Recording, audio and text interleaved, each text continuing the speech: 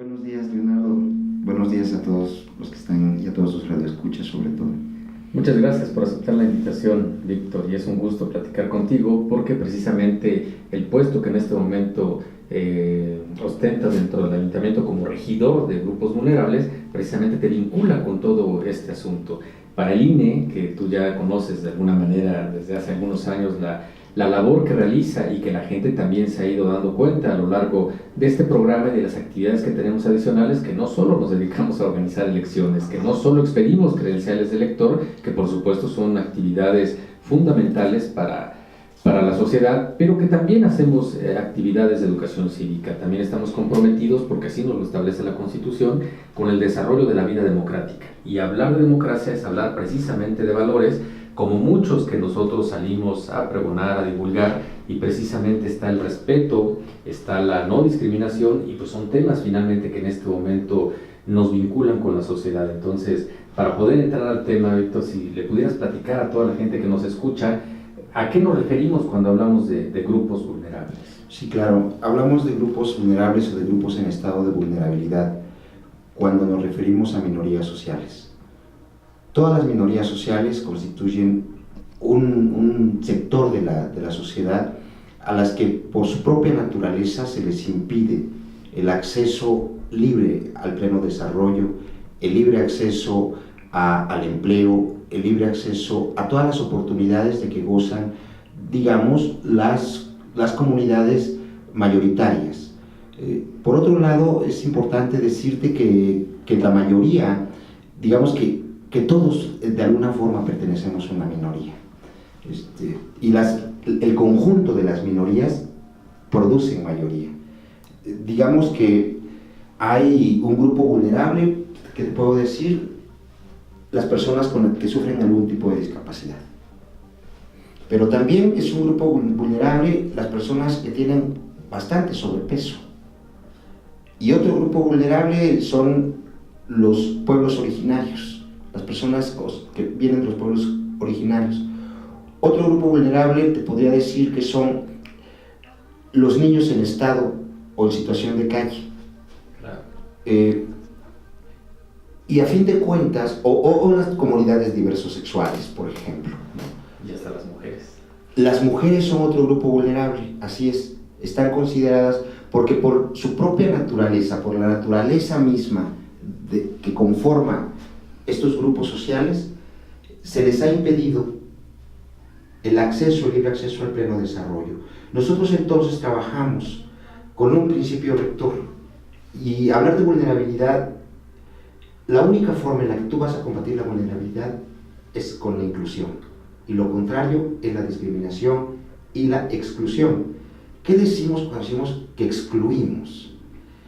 Hay miles de razones por las cuales excluimos, y la mayor parte de esas razones tienen que ver con este cáncer social que se llama discriminación. Cuando hablas de democracia, tienes toda la razón, yo coincido con todos ustedes y con el INE, desde luego, en que hablar de democracia es hablar de inclusión. No se puede hablar de democracia sin hablar de inclusión.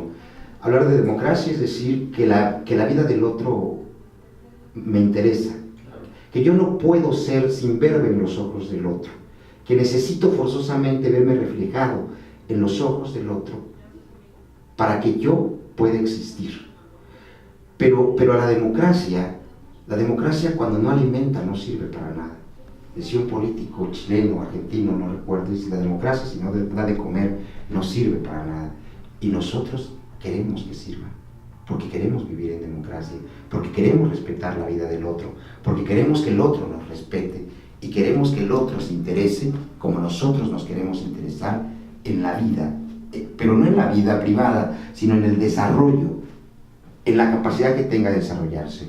Las mujeres por miles de años, apenas acaba de pasar el Día Internacional de la Mujer, y a mí me invitan a decir unas palabras, y el discurso con el que empiezo mi participación, empiezo hablando del Talmud. En el Talmud hay un pasaje muy bonito, donde dice que la primera mujer, que cuando Dios creó al hombre y a la mujer, los creó juntos. Tomó barro, creó dos el mito fundante, el mito fundador, toma barro, crea dos figuras, una de un hombre y otra de una mujer, les da el soplo divino, los pone en el jardín. La mujer se llama, el hombre se llama Adán y la mujer se llama Lilith. Y entonces el Señor le dijo a Adán: señorearás sobre todas las criaturas que habitan este jardín. Y se voltea a Adán y dice: Lilith es una criatura, tengo que señorear sobre ella. Pero Lilith era independiente, había sido creada de forma independiente, y entonces le dice: ¿sabes qué? Pues no. Adán va de chismoso con Dios y dice: Señor, la mujer que me has dado por compañera no me obedece, no se somete, no quiere que señoree sobre ella. Entonces Dios pues le expulsa, ¿no? Por desobediente, por no someterse, la hace caer en un profundo sueño. Adán saca una costilla y entonces le entrega a Eva y le dice: ella es, y Adán dice: gracias, Señor, porque ella es carne de mi carne y hueso de mis huesos. Y entonces ahí empieza un problema cultural terrible, porque entonces las mujeres a lo largo de miles y miles de años empiezan a concebir como costillas de Adán, como accesorios del hombre, y el hombre pues bien cómodo, ¿no? Claro. Y esto genera discriminación, no considerar al otro igual a nosotros. Podemos ser diferentes, porque todos somos diferentes, más la diferencia, la diversidad, la naturaleza es diversa y las sociedades forman parte de la naturaleza, porque están constituidas por seres humanos que formamos parte de la naturaleza y somos diversos, somos diferentes, pero no desiguales. Claro. Y lo único que puede establecer la igualdad es la ley. Es lo único que nos puede igualar. Y estás hablando de principios básicos de la democracia. Así es. Sí. Igualdad, diversidad, pluralismo, incluso tolerancia. Tú hablabas hace un rato y ponías sobre la mesa un tema muy, muy importante, Víctor. Tú lo expresabas de esa manera, un cáncer de la sociedad. Efectivamente, lo acabas de describir. Hay una inercia de egoísmo, por decirlo de alguna manera, de parte del hombre hacia las mujeres, por querer controlar las posiciones en el ámbito político, social, familiar, etcétera. Y se dan todos los aspectos de la vida. Si lo analizamos desde el punto de vista de las personas que tienen sobrepeso, igual tenemos un estereotipo impregnado a través de medios de comunicación y de muchas otras cuestiones que vamos metiéndoles desde niños, y vamos generando estereotipos de la belleza, de cómo debe de ser una persona normal, valga la expresión, porque obviamente así desgraciadamente lo genera la propia subcultura de los medios, y vamos generando todo este tipo de cuestiones que precisamente van transgrediendo derechos de las personas. ¿Cuál es tu panorama general? Sobre todo porque en este país no se manejan las mismas cosas que culturalmente o democráticamente en un país europeo, por ejemplo, ¿no? Donde hay respeto, donde hay convivencia sana, etcétera. ¿Qué es lo que pasa con nuestro país, por no hablar de los países latinos? ¿Qué pasa con México? ¿Por qué nosotros todavía no aprendemos a respetarnos, no aprendemos a desprendernos de esta parte egoísta para poder brindar un poco al resto en el afán de convivir sanamente en sociedad? Claro, mira, yo creo que mucha de la culpa la tienen los medios. Los medios de comunicación hoy han ido avanzando, ya no es tan notorio, pero en algún momento yo hacía un análisis y le decía a un amigo que en realidad por ejemplo, el programa del Chavo del Ocho es el peor enemigo de los niños. Ahí los estereotipos son marcados de forma brutalmente cruel. Las personas de la tercera edad son brujas. Los pobres no pagan la renta, son irresponsables y flojos. Los altos son longanizas y los gordos son tinacos desparramados. Y entonces, ¿cómo fuimos educados? ¿Y cómo fuimos? Y todavía no se podía hablar de la diversosexualidad en los medios, pero si no, seguramente íbamos a tener ahí un personaje perfectamente estereotipado, ¿sí?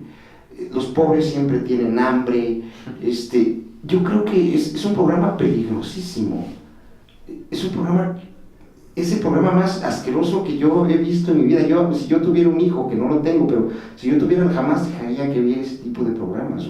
Debería decir: al principio es, véanla como un adulto, ¿no? O sea, este programa no es para niños, si lo va a ver como un adulto. El Rey León es otra película espantosa, donde la cadena alimenticia es llevada al término de lo social, ¿no? Donde el que manda lo hace por derecho propio, por derecho de nacimiento. Tú eres el león, esto va a ser tuyo, tú vas a mandar. Y los rebeldes son los malos, las hienas son las malas, ¿no? Y las ponen así como hienas. Toda esta subcultura, todo esto que hemos permitido, todas estas influencias negativas que se han ido dando a partir de pensamientos muchas veces formuladas por filósofos bastante importantes, Claro. Pero afortunadamente estamos evolucionando poco a poco hacia espacios más democráticos y más incluyentes. Vamos a un corte cultural y continuamos en su programa Viviendo en Democracia. 38-203-74. Y seguimos platicando con Víctor acerca de este tema muy importante. Él es regidor de grupos vulnerables en el actual ayuntamiento y estamos platicando justamente, nos ibas a mencionar a detalle cuál es tu percepción del panorama que existe en México acerca de por qué estamos funcionando como sociedad, por qué no podemos quitarnos ese arraigo de estereotipos, de subcultura totalmente negativa, de egoísmos, de maltrato. Víctor. Sí, claro, el egoísmo es parte de la condición humana. La escasez genera ambición y genera una serie de problemas que excluyen. El capital es un problema que excluye. Decía el padre del capitalismo: nunca esperes nada de la generosidad del carnicero, espera todo de su egoísmo. Entonces, el capitalismo es una cultura egoísta, pero contrariamente a eso, el capital, digamos que excluye. El capital necesita expandirse y al expandirse va excluyendo. Nosotros vivimos en un sistema capitalista, pero también vivimos en un sistema que por lo menos aspira a ser democrático, ¿sí?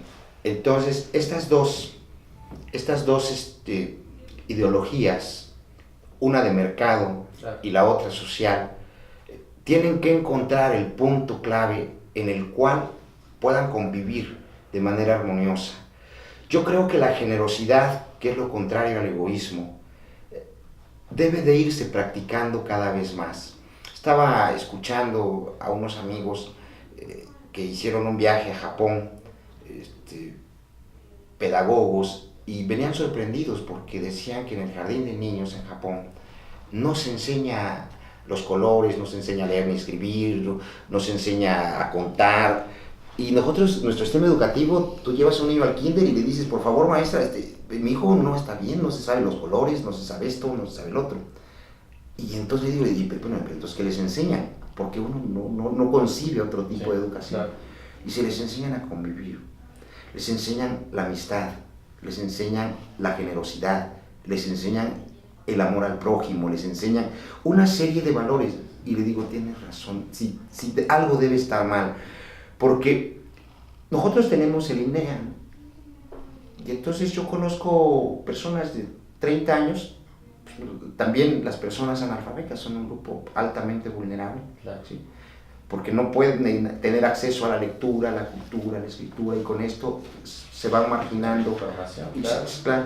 Entonces, y pueden aprender estas personas a los 30, 20, 40, 50 años. Hay una persona por ahí que está estudiando ingeniería y tiene 80 años, ¿no? Que fue todo una nota nacional. Sí. Pero es muy difícil que alguien a los 30 años empiece a aprender generosidad. Eso se tiene que aprender en los primeros años de la formación. Y si nosotros dejamos que a nuestros hijos los siga educando la televisión, si nosotros seguimos permitiendo que a nuestras generaciones las siga educando el internet, si nosotros seguimos permitiendo eso, no vamos a poder salir de este bache en el que nos encontramos. Por más que lo intentemos, este programa es una isla cultural dentro de un mar de información que no va acorde con lo que el ser humano debe de ser. El ser humano aprende el egoísmo, pero también aprende la generosidad. Claro. El ser humano, y tiene que irse formando poco a poco. ¿Por qué no podemos desarrollarnos?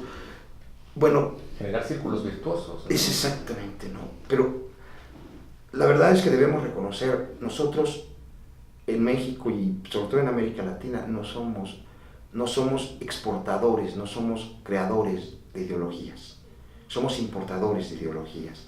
Seguidores, sí. Y nosotros debemos generar nuestras ideologías. Tenemos una historia bastante vasta de la cual podemos echar mano. La cultura del esfuerzo, por ejemplo, hoy tan minada, hoy tan destrozada por el inmediatismo, por el egoísmo, por el narcotráfico.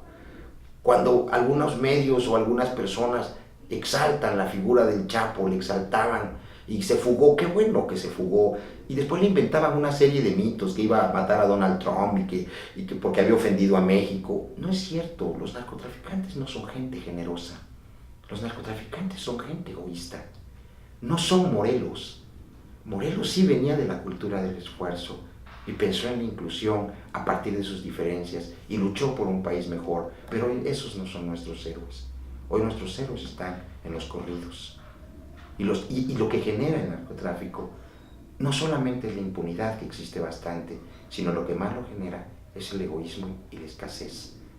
La escasez es lo que está generando que nuestra juventud se esté perdiendo. La escasez está, y cada vez esa juventud niega lo que es. Estamos negando nuestras propias máscaras, nuestros propios rostros, y queremos ser el rostro del otro porque no nos reconocemos. Y si no reconocemos nuestra propia mirada, mucho menos vamos a reconocer la mirada del otro.